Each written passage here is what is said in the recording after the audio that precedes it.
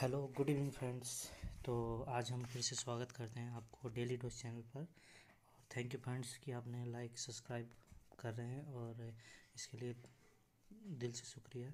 और चलिए आज हम ले आए हैं करंट अफेयर्स वो कि 12 तारीख से 12 से 15 फरवरी के बीच का करंट अफेयर्स। तो चलिए वीडियो को आगे बढ़ाया जाए। तो वीडियो को आगे बढ़ाने के लिए आप लाइक और सब्सक्राइब करना ना भूलें। तो आइए बढ़ते हैं आगे। तो एन चंद्रशेखरन को पुनः टाटा सन्स का चेयरमैन नियुक्त किया गया। तो बता दें कि टाटा ग्रुप की स्थापना 1868 ईस्वी में जमशेदजी टाटा द्वारा किया गया था। और ये बहुराष्ट्रीय समूह का मुख्यालय इसी कंपनी का मुख्यालय मुंबई में है। और अब इसके पिछले में एन चंद्रशेखरन को ही रखा गया था और उन्हें वापस 2022 में 5 साल के लिए और एक्सटेंड कर दिया गया। तो एन चंद्रशेखरन को वापस टाटा सन्स का चेयरमैन नियुक्त किया गया। तो बढ़ते हैं इसके आगे। और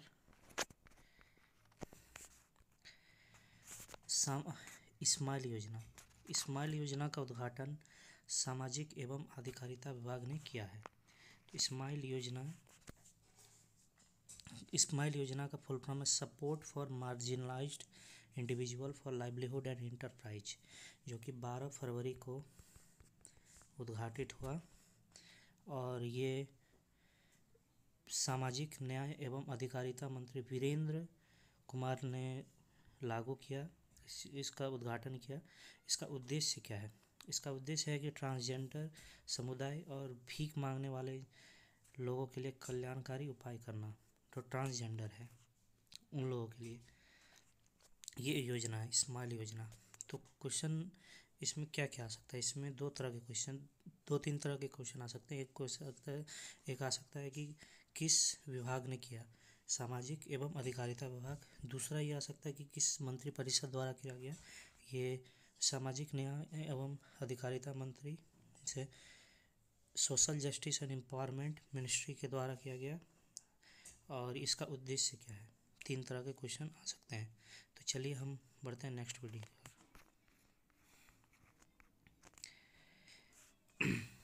AIM अटल innovation mission, AIM, NITI Aayog और UNDP, ये तीनों ने क्या लॉन्च की? CIF है कम्युनिटी इनोवेटर फेलोशिप।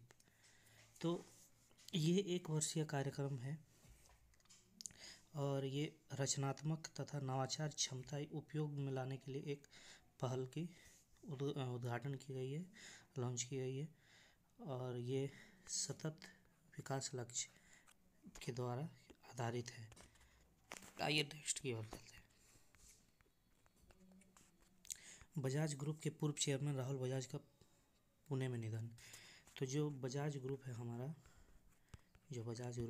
तो उनके जो चेयरमैन है, पूर्व चेयरमैन, तो राहुल बजाज जो ऑनर भी है, तो उनका निधन हो गया हाल ही में।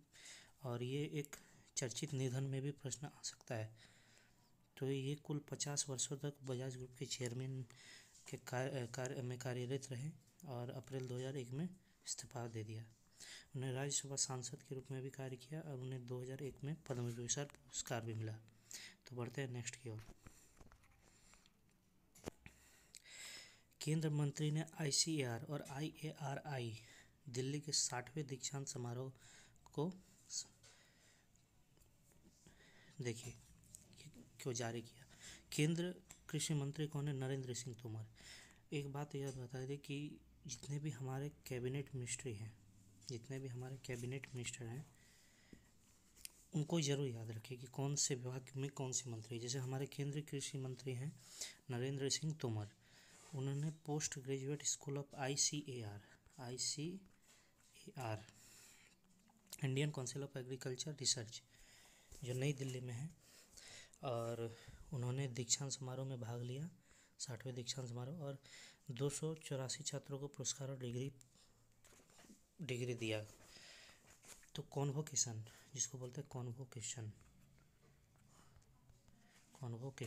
ठीक है। तो चलिए आगे बढ़ते हैं। नितिन गडकरी हमारे केंद्रीय सड़क परिवहन एवं राजमार्ग मंत्री हैं। तो उन्होंने क्या किया कि जो गंगा नदी बिहार से क्रॉस होती है, तो बिहार के मुंगेर जिले में 14.5 किलोमीटर लंबे रेल और सड़क पुल का उद्घाटन किया। तो जो हमारे केंद्रीय सड़क परिवहन एवं राजमार्ग मंत्री नितिन गडकरी हैं, उन्होंने बिहार के मुंगेर में 5 किलोमीटर लंबे सड़क और रेलवे पुल का उद्घाटन किया। वही वर्चुअली किया। वर्चुअली किसे कहते हैं? वर्चुअली होता है वीडियो कॉन्फ्रेंसिंग, जिसको बोलते हैं वीडियो कॉल या वीडियो कॉन्फ्रेंसिंग। तो वीडियो कॉन्फ्रेंसिंग के थ्रू वर्चुअली उनका उद्घाटन किया, जो कि NH 333B पर बना गया, 333B पर बनाया गया, नेशनल हाईवे में।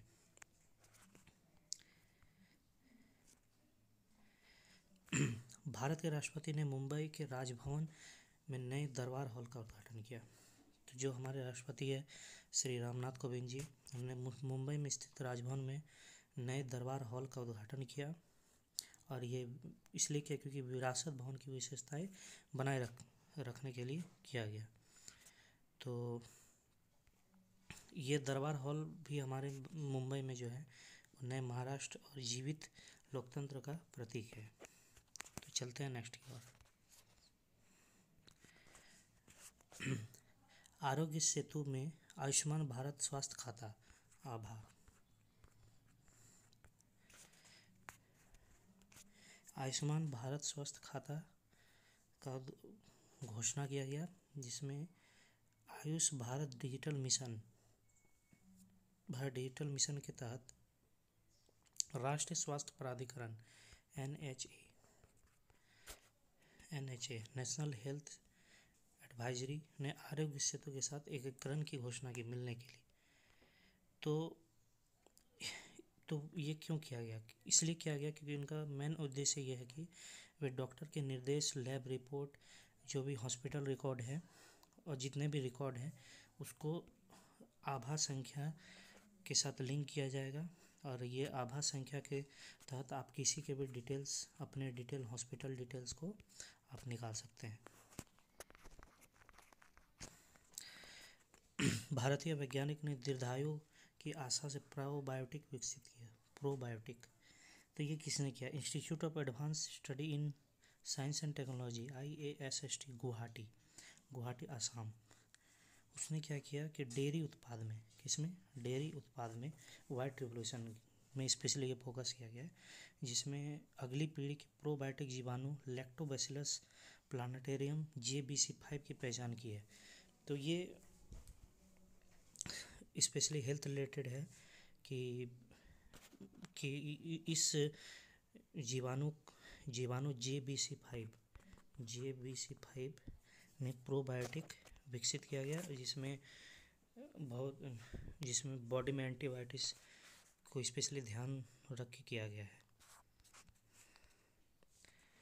नौसेना सबसे बड़ा बहुपक्षीय अभ्यास मिलन 2022 आयोजित करेगी। तो जितने भी अभी सैन्य अभ्यास है 2022 में, तो उसमें जैसे नौसेना अभ्यास है, तो बहुत सारे अभ्यास होते हैं, इंडियन आर्मी के, एयरफोर्स के, नेवी के भी। तो बहुपक्षीय अभ्यास हुआ, जिसमें अभ्यास मिलन 2022 आयोजित करेगी। ये 25 फरवरी से 4 मार्च तक आयोजित होगी, जिसका नाम है मिलन 2022। और जिसमें भारतीय नौसेना विशाखापट्टनम में, इसका परिचालन विशाखापट्टनम में होगी, जिसमें 12वीं प्रेसिडेंट फ्लीट रिव्यू आयोजित करेगी। 12वां प्रेसिडेंसी फ्लीट रिव्यू आयोजित करेगी, जिसमें बड़े बहुपक्षीय अभ्यास मिलन 2022 की मेजबानी करेगी। इसमें बहुपक्षीय देश शामिल होंगे, जिसमें क्वाड देश, रूस, पश्चिमी एशिया सहित बहुत सारे नौसेनाएं भाग लेगी।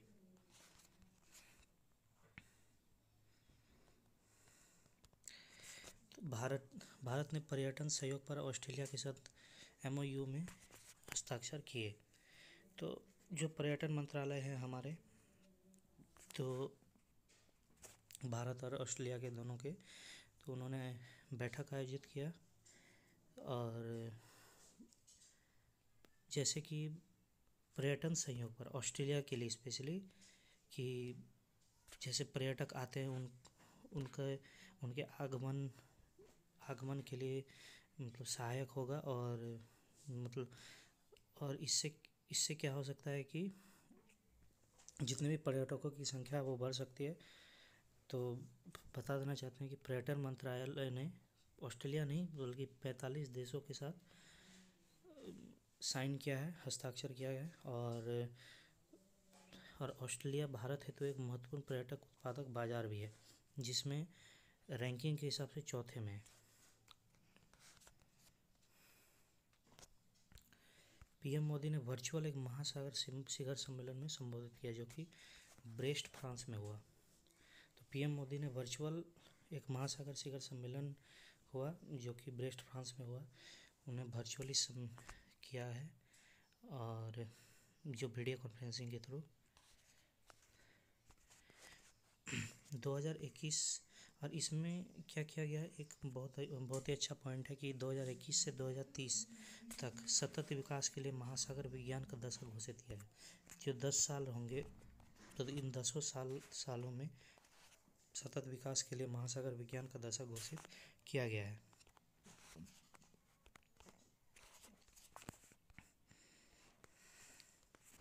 देवाशीष मित्रा, तो देवाशीष मित्रा को ICAI का अध्यक्ष नियुक्त किया गया है और प्रेसिडेंट। और ICAI का जो फुल फॉर्म है वो institute of charter accountants of India है, और इनकी स्थापना 1939 ईस्वी में हुई थी।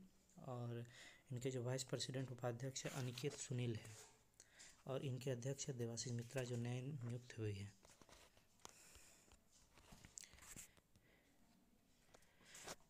भारत वायुसेना सिंगापुर एयर शो 15 फरवरी से 18 फरवरी के बीच किया जाएगा, और इसमें हमारा जो लड़ाकू विमान है, लाइट कॉम्बैट है, ठीक है, वो तेजस को प्रदर्शित करेगा। तो ये एयर शो सिंगापुर में होने वाला है, जो 15 से 18 फरवरी के बीच होने वाला है। नाबार्ड ने प्राकृतिक खेती को बढ़ावा देने के लिए जीवा कार्यक्रम का शुरू किया। किसको? प्राकृतिक खेती, नेचुरल फार्मिंग के लिए नाबार्ड ने, किसने? नाबार्ड ने किया। तो नाबार्ड ने प्राकृतिक खेती को बढ़ावा देने के लिए जीवा कार्यक्रम का शुरू किया। तो नेक्स्ट की ओर 13 फरवरी विश्व रेडियो दिवस मनाया गया। 13 फरवरी को विश्व रेडियो दिवस मनाया जाता है, ये प्रत्येक साल मनाया जाता है। और इससे दो तरह का क्वेश्चन आता है। एक तो आता है कि 13 फरवरी को विश्व रेडियो दिवस मनाया जाता है, कि कौन सा दिवस मनाया जाता है। दूसरा है कि इसका थीम है रेडियो और ट्रस्ट, रेडियो और विश्वास, इसका थीम है जो कि पूछा जाता है। 17वें संस्करण मुंबई अंतर्राष्ट्रीय फिल्म महोत्सव 2022, तो 17वां संस्करण है मुंबई अंतर्राष्ट्रीय फिल्म का, वो 29 मई से आयोजित होगा, और ये मुंबई में होगा। तो जो 17वां संस्करण है वो मुंबई में होगा, और 29 मई से आयोजित किया जाएगा। भारत 2024 तक कृषि में नवकरणीय ऊर्जा से डीजल की जगह लेगा। तो हमारे जो नवकरणीय ऊर्जा हैं, जो कि कहा जाता है रिन्यूएबल रिसोर्सेज, तो एक्चुअली क्या है कि डीजल, पेट्रोल, कोयला, ये सब और नवीकरणीय ऊर्जा हैं जो कि ख़त्म होने की संभावना हो सकती है, और इसे बनने में भी करोड़ों सालों का समय लगता है। और इसलिए भारत ज़्यादातर सोलर पैनल या सूर्य की रोशनी या तो जल या तो हवा से ही बिजली ऊर्जा प्राप्त करती है, और उसे ही किया जाएगा।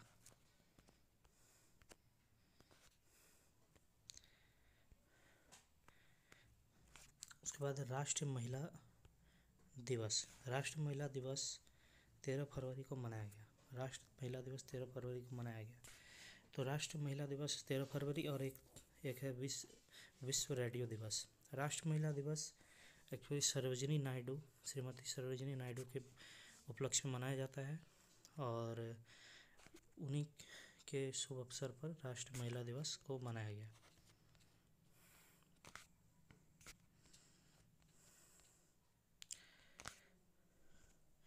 ग्लोबल एंटरप्रेन्योरशिप मॉनिटर 2021-22 रिपोर्ट में चौथे स्थान पर भारत है। कितने में? फोर्थ रैंकिंग में है ग्लोबल एंटरप्रेन्योरशिप मॉनिटर। तो जो भी नए व्यवसाय जो शुरू किया था तो वो ग्लोबल एंटरप्रेन्योरशिप मॉनिटर के अंदर आता है, और ये भारत में जो इसका स्थान है वो फोर्थ है। इसमें पहला सऊदी अरब का है, सेकंड है नीदरलैंड का, और थर्ड है स्वीडन का, और इसमें फोर्थ है हमारे भारत का।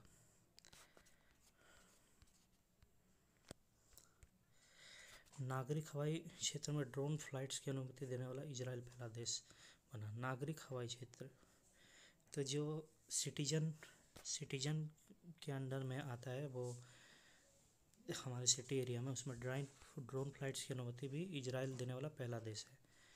तो और ये मानव रहित प्रणाली पे काम करेगा, और ये इनबिल्ट सिस्टम द्वारा निर्मित और विकसित होगा।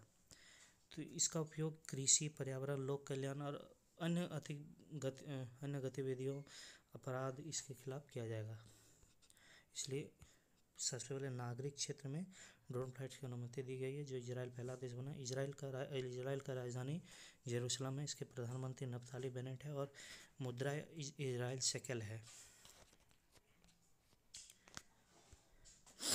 जर्मन राष्ट्रपति फ्रैंक वाल्टर स्टीमनियर एक और कार्यकाल हेतु पुनः चुने गए। तो जर्मन के जो राष्ट्रपति है फ्रैंक वाल्टर, उनका कार्यकाल 1 साल के लिए और एक्सटेंड कर दिया गया, 1 साल के लिए बढ़ा दिया गया है। और वो 2017 में राष्ट्रपति बने थे। उनका 5 साल पूरा कार्यकाल 5 साल पूरा होने के बाद 1 साल के लिए और बढ़ा दिया गया है। तो जर्मनी के चांसलर कौन है? ओलोफ स्केल्जो, और जर्मनी की मुद्रा है यूरो। IIT जो मद्रास है वो research park Saint Gobain India में अक्षय ऊर्जा पर मिनिस्ट्री ऑफ यूनियन ने हस्ताक्षर किए। तो IIT मद्रास ने रिसर्च पार्क का उद्घाटन की, जिसमें रिसर्च पार्क में जो ऊर्जा, इसमें इलेक्ट्रिसिटी हो या कुछ भी ऊर्जा रिलेटेड प्रोग्राम हो, उसमें 100% उसमें रिन्यूएबल रिसोर्स रहेगा, नवकरणीय ऊर्जा रहेंगे। और ये IIT मद्रास और सेंट गोवेन इंडिया दोनों ने हस्ताक्षर किए हैं, और अगले 3 वर्ष तक इसका उद्घाटन कर दिया जाएगा। इसमें 1 करोड़ इसमें निवेश करने की संभावना है। इकोनॉमिक इंटेलिजेंस यूनिट के डेमोक्रेसी इंडेक्स 2021 में 46वें स्थान पर भारत को रखा गया है। तो इसमें कुल 165 देश को रखा गया है डेमोक्रेसी इंडेक्स में, और इसमें भारत का 46वां रैंक है। और सबसे पहला है नॉर्वे, इसके बाद न्यूजीलैंड, उसके बाद है फिनलैंड। यस बैंक ने कृषि इन्फिनिटिव कार्यक्रम शुरू किया। तो हमारे जो यस बैंक है,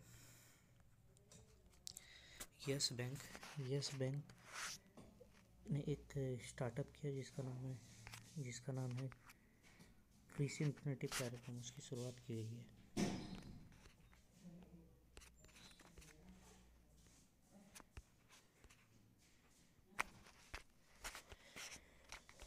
सिटी ग्रुप ने भारतीय खुदरा बैंकिंग व्यवसाय को खरीदेगा एक्सिस बैंक। सिटी ग्रुप के जो भारतीय खुदरा बैंकिंग व्यवसाय है उसको एक्सिस बैंक खरीदेगा, जिसका मूल्य करीब $2.5 बिलियन है, और इसको एक्सिस बैंक द्वारा खरीदा जाएगा। एक्सिस बैंक के जो CEO वो है अमिताभ चौधरी। ये वेरी इंपॉर्टेंट क्वेश्चन है एग्जाम पॉइंट ऑफ व्यू की वजह से, कि इसरो ने सफलतापूर्वक भू अवलोकन उपग्रह EOS 04 उसका प्रक्षेपण किया गया है। और ये प्रक्षेपण इसरो के सतीश धवन अंतरिक्ष केंद्र से हरिकोटा, आंध्र प्रदेश के द्वारा किया गया है।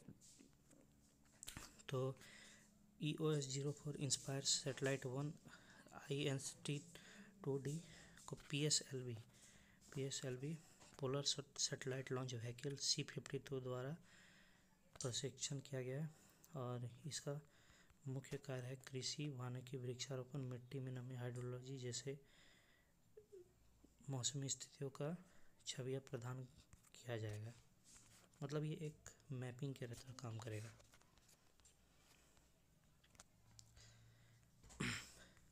केंद्र में क्रूड पाम ऑयल CPO, तो कृषि उपकर 7.5% से सीधा 5% किया गया है। तो जो हमारा क्रूड पाम ऑयल हुआ करता था उसका जो टैक्स लगता था वो 7.5% लगता था, और अभी सरकार द्वारा उसे घटाकर 5% कर दिया गया है। मेटा बोर्ड ने फेसबुक एवं इंस्टाग्राम को डॉक्सिंग नियम का सुझाव दिया।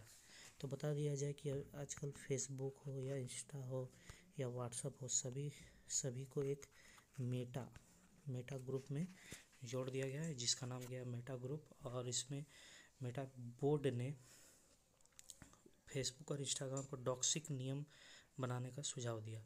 तो डॉक्सिक नियम आखिर है क्या, जिसमें क्या होता है कि जो हमारा किसी भी व्यक्ति का वहाँ पे प्रोफाइल जो बना हुआ रहता है उसकी जो जानकारी होती है, ताकि उसको वास्तविक पहचान किया जा सके। जो फेक प्रोफाइल्स होते हैं उसको बंद कराने हेतु तो डॉक्सिक नियम को किया जा रहा है। वो ज़्यादातर क्या होता है इंस्टा और फेसबुक में ही होता है, जिसमें फेक प्रोफाइल्स बने होते हैं। तो उससे क्या होता है कि इसमें साइबर क्राइम भी बहुत ही कम होगा। तो ये डॉक्सिक नियम बहुत ही अच्छा है।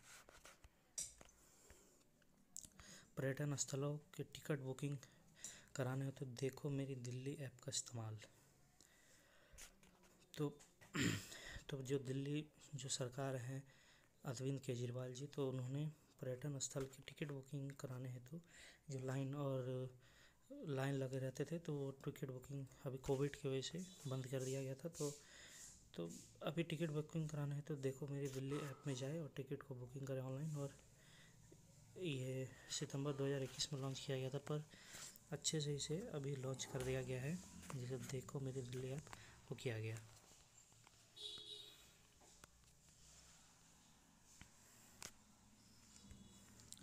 तो DEPWD सहायता वितरण हेतु सामाजिक अधिकारिता शिविर को आयोजित किया गया। तो DEPWD विकलांग जन के लिए अधिकारिता विभाग, जो हमारा ये विभाग है DEPWD, उन्होंने सहायता विवरण हेतु सामाजिक अधिकारिता शिविर का उद्घाटन किया। और इससे जो इस पे जो मध्य प्रदेश जिला के प्रशासन के सहयोग से किया गया है, और यह अधिकारिता मंत्रालय की ADIP योजना के तहत लॉन्च किया गया, जिसमें दिव्यांगजन और जितने भी सहायता कर्मी हैं उनको निःशुल्क हेल्प किया जाएगा, निःशुल्क वितरण किया जाएगा। पहली Ladakh ice and snow sculpture workshop 2022 संपन्न हुई। तो उपराज्यपाल जो हमारे लद्दाख के RK माथुर, उन्होंने पहली Ladakh ice and snow sculpture workshop 2022 के संपन्न समारोह को संबोधित किया। तो उन्होंने स्पेशली ये कांगसिंग एवं आइस कल्चर एसोसिएशन द्वारा किया गया है।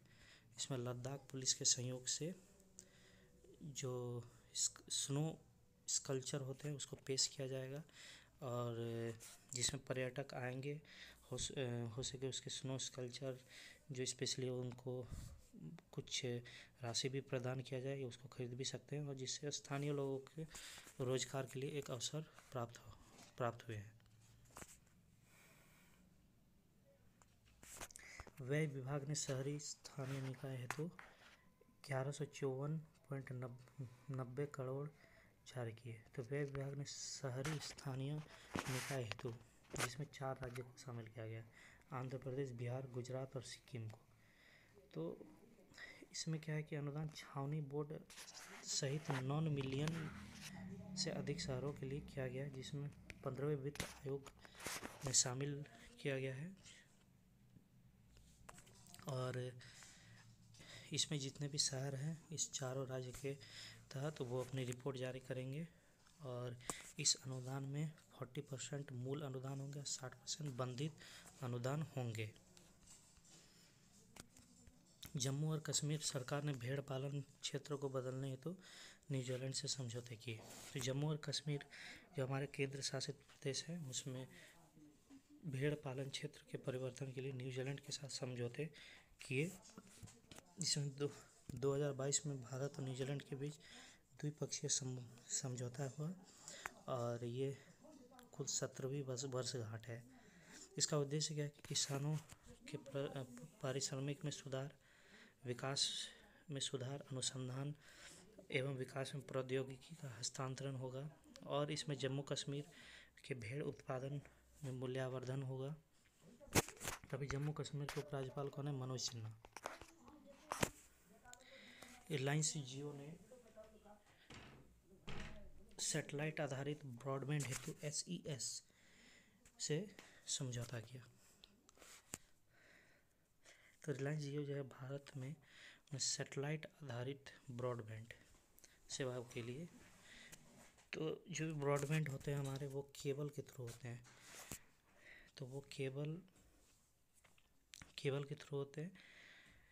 तो अभी जो ब्रॉडबैंड है वो सैटेलाइट आधारित ब्रॉडबैंड हो गया, जिसमें SES से समझौता किया गया, जिसमें लग्जमबर्ग स्थित उपग्रह दूरसंचार सेवा से समझौता किया गया। इसके तहत क्या हुआ कि जियो प्लेटफॉर्म के SES के साथ ज्वाइंट वेंचर बना जिसका नाम है जियो स्पेस टेक्नोलॉजी।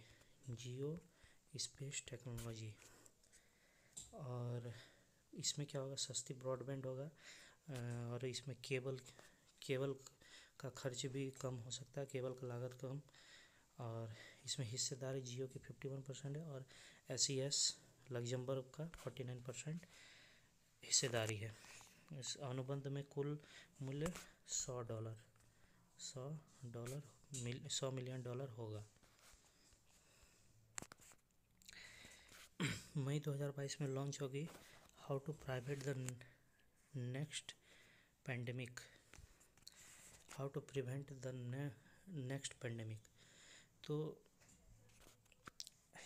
तो ये बिल गेट्स के तहत ये किताब लिखी गई है 2022 में और इसका विमोचन मई में होगा 2022। तो इस किताब का नाम है how to prevent the next pandemic और इसके जो पब्लिकेशन हाउस है वो पेंगुइन बुक्स पब्लिकेशन के तहत किया जाएगा।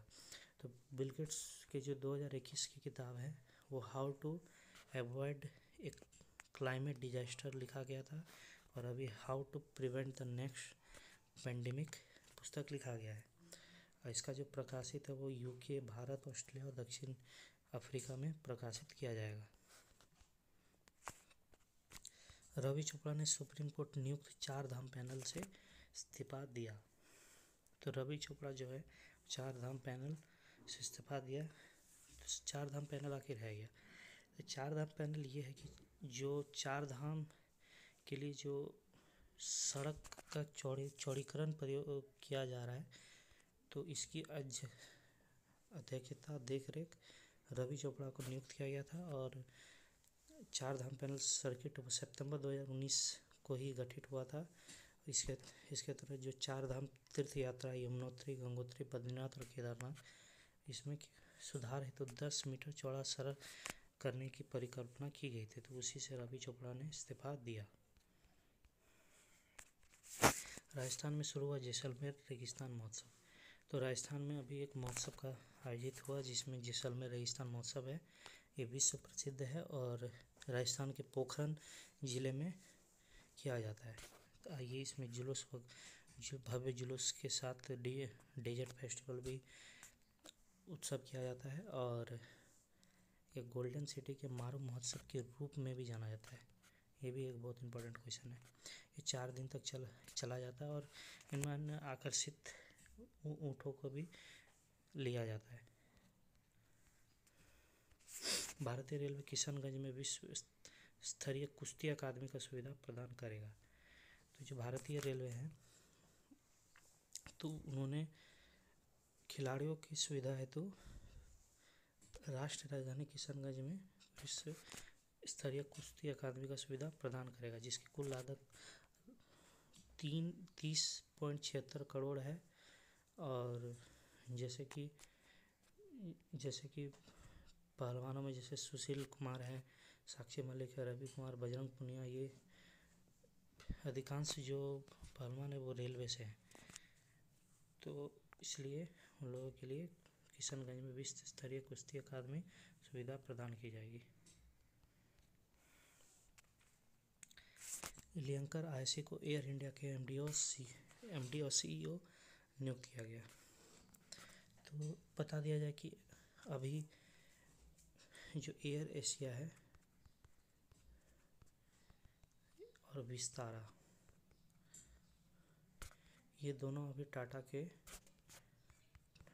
टाटा ने खरीद लिया है। एयर एशिया जो राष्ट्रीयकरण हुआ था और इन्होंने टाटा ने जनवरी 2022 को एयर इंडिया पर दोबारा अधिग्रहण किया और फिर से जो अभी एमडी और सीईओ है वो लियंकर आईएसी को नियुक्त किया गया। तो इसके जो टर्किश एयरलाइंस के पूर्व अध्यक्ष जो थे, अभी जो लियंकर आईएसी थे वो टर्किश एयरलाइंस के पूर्व अध्यक्ष थे। तभी वहाँ से उनको इस्तीफा लेकर अभी एयर इंडिया के एमडी और सीईओ के रूप में नियुक्त किया गया है। तो थैंक यू फ्रेंड्स। और जो आप वीडियो देखें उसमें आप लाइक और सब्सक्राइब करना ना भूलें और शेयर करें ज़रूर डेली डोज चैनल को। और कैसा लगा बताएं कमेंट करके, और ज़रूर लाइक करें और शेयर करें। इसलिए आपको दिल से थैंक्स, ज़रूर लाइक करना ना भूलें।